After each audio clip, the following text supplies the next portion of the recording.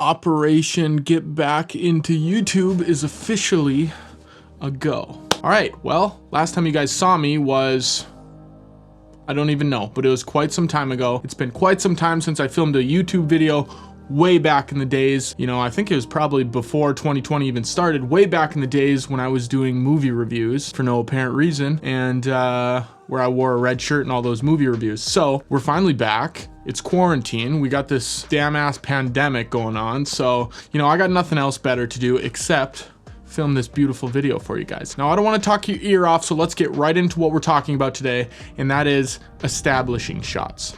Now, if you don't know what an establishing shot is, holy, that is hard to say. Or maybe I just got cotton mouth from this Dr. Pepper I'm drinking. If you don't know what an establishing shot is, it's basically a wide shot or a shot that shows the location or the scene or something to introduce what it is you're filming, what it is you're showing, and where you're at. Today, what I want to share with you guys is the top 3 reasons why you need to have establishing shots in your films. So basically, if you're into filmmaking, you realize that there are a ton of different shots that you can put in your films and in your videos to make the story progress. Now, one of my favorites is establishing shots because of 3 different reasons, and we're gonna go over those now. The first reason that I love establishing shots is because it gives the audience a sense of location, an environment, something to latch onto that they might not otherwise if it got right into the story or right into dialogue or right into a tight shot or something of that nature. Now, what I'm talking about for establishers is maybe you might shoot the outside of a building to show the location where you're shooting. Or maybe it's a guy walking through the woods to show the environment and that it's going to be maybe an outdoorsy type video. Or maybe even it's a wide shot of a church pushing in on a nice, beautiful, expensive gimbal that shows you that, you know, that's where the wedding is going to be held maybe. So there are many different types of ways to get establishers, but it's necessary for you to have those somewhere so the audience can at least grab onto that and realize, oh, it's at a church, this is where the wedding must be, or oh, it's out in a field, this is where the story is going to take place. So that's reason number 1 why you need to have an establisher at the beginning to give the audience something, lead them in some type of direction. Now, it doesn't have to be always at the beginning, so that's going to bring us to point number 2, or reason number 2, is it's great for transitions. Say you have a story and the beginning of it starts in a coffee shop, but you need to move the story along to a different location or a different set, or you want to talk about something else. If you're filming cups and pours of coffee and maybe donuts and stuff like that, and then you cut directly to a car dealership and now you're looking at, you know, tires and stuff like that, people aren't going to understand where that cut came from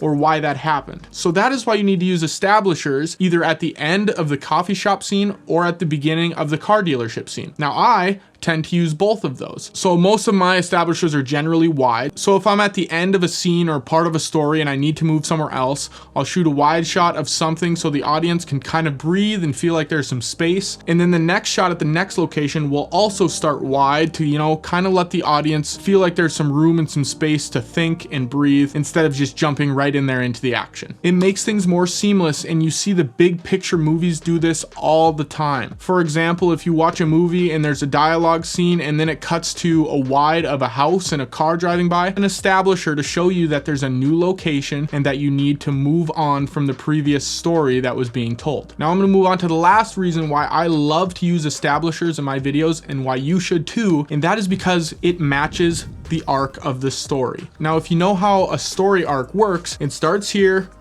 gets to the climax, and then the resolution goes down, right? So there's a build up, there's a peak, and then there's the ending, whatever you want to call it. Now, as far as videos go, whether you're filming YouTube or you're filming feature films, there's always a story arc in every video, or at least there should be. Otherwise, what's the point of the video, right? I mean, there doesn't always have to be. You can do cinematic B-roll and stuff like that that just looks cool, but generally speaking, if we're talking about a video with a story, there's always a story arc. Now, the way I think of it is when I'm shooting and deciding the types of shots that I want to put in there, the beginning and the buildup is usually generally pretty slow, right? And then when it gets to the peak, that's when things are intense and that's when you're ready for something to happen. All the anticipation is built up for that climax and that peak to happen. So generally I look at it as it starts slow, speeds up, and then starts to slow down again. So if establishing shots are generally slower and wider, those are the ones you want to put at the beginning where there's not much happening and the audience doesn't need to absolutely dial in on what's going on. Now, obviously a story arc can do this and this and go up and down and up and down. Now, all those dips where there's a slow moment or it moves on to something else, like I was saying before, that's where the establishers come into play. So that is the last reason why you need establishers. Hopefully this helped you guys. Just a quick recap of what they are. Number one is to give the audience a sense of location or environment, give them something to latch onto, right? Number two is it is great for transitions, just like the coffee shop to car dealership. You need something to mend those together in the middle so it doesn't look so harsh and abrupt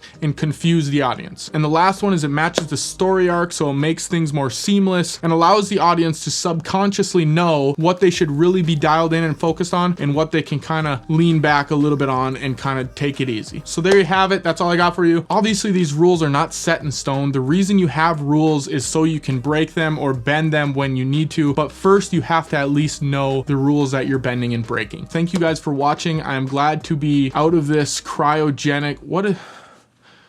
What did Dr. Evil get frozen in? Cryogenic evil.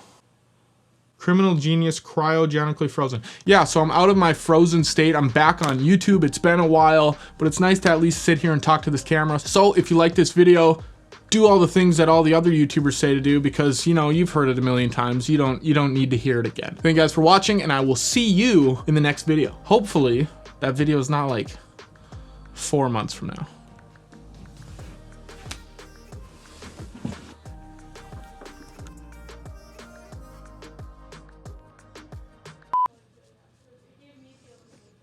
I got an EOS R, by the way, so we'll talk about that in another video.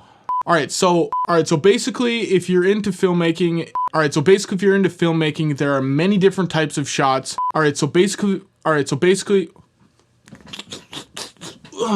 So that's reason number one why you need to have an. It makes things much more.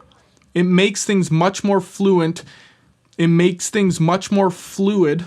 What's the word I want to use? Where do I want to go from here?